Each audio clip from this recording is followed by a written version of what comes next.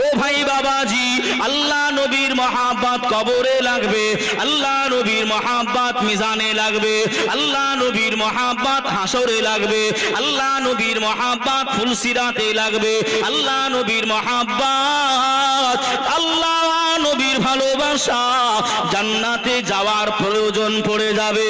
যদি বলেন কেন, একটুখানি বলে শেষ করে দিই বাবা।